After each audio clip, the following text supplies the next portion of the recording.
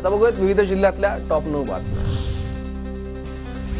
पावसाच्या उसंतीनंतर विदर्भाला पुन्हा येलो अलर्ट। 24 तारखेपासून विदर्भात मुसळधार पावसाची शक्यता, हवामान खात्याचा अंदाज। लातूर जिल्ह्यातील उजनी भागात ढगफुटी सदृश्य पाऊस। उजनी ते मासुर्डी रस्ता पाण्याखाली, पूर ओसरल्यानंतर अडकलेल्या शेतकरी पाण्यातून बाहेर काढलं। नागपूर महापालिकेने 2.5 महिन्यात 3208 खड्डे बुजवले, तरीही शहरात खड्डे कायम। गोंदिया जिल्ह्यात चिकनगुनियाच्या रुग्णांत झपाट्याने वाढ। आतापर्यंत जिल्ह्यात 61 रुग्णांची नोंद। पितृपंधरवडा सुरू झाल्यानं पालेभाज्याही महागल्या। भाज्यांच्या दरात 10 ते 20% वाढ। नवरात्रोत्सवात भाज्यांच्या दरात घट होण्याचा अंदाज।